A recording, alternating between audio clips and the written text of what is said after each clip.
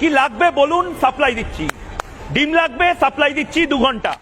ইন্ডিয়ার মলম বিক্রেতা সাংবাদিকের তো সুর বদলাই গেছে, কারণ বাঙালি এখন ইন্ডিয়ার পণ্য বর্জন করার কারণে ময়ূররঞ্জনে কিন্তু এখন সুর বদলাই গেছে। ইন্ডিয়া তাদের কিন্তু সুর বদলাই গেছে, তারা বুঝতে পারছে আমাদের অবস্থা ভালো না, আমাদের অবস্থা খারাপ।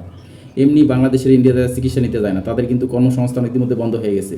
তারপরে আপনার কলকাতা মার্কেটে এখন আর মার্কেট করতে যায় না বাঙালিরা, তাদের কিন্তু দোকানপাট সব বন্ধ হয়ে গেছে। এখন দাদারা ভালো করে বুঝতে পেরেছে, তাই ময়ূররঞ্জনের মুখে নিজের মুখেই শুনুন তারা এখন কতটা সুর মেলাতে চেষ্টা করতেছে, দেখেন।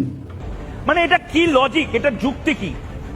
দেখুন, চায়না থেকে, চীন প্রদেশ থেকে পণ্য, মানে ভারত থেকে পণ্য নেবে না, ভারত থেকে পণ্য বয়কট করার কথা বিএনপি নেতারা বলছেন। রুহুল রিজভী সাহেব যদি দেখেন, চায়না থেকে পণ্য নিয়ে ওই 14 দিন সময় লাগে চায়না থেকে।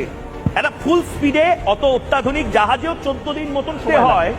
চায়না তাহলে 16 দিন লাগে। পাকিস্তান আর ভারত থেকে শত্রুতা করছেন, ভারতের বিরুদ্ধে শত্রুতা করছেন, ভারতকে চমকাচ্ছেন। তো ভারত থেকে কতদিন লাগে? 2 ঘন্টা। পেট্রাপোল, বেনাপোল, এপারের দিনাজপুর, ওপারের দিনাজপুর। 2 ঘন্টার মধ্যে আরিফ ভাই কি লাগবে বলুন, সাপ্লাই দিচ্ছি। ডিম লাগবে, সাপ্লাই দিচ্ছি 2 ঘন্টা।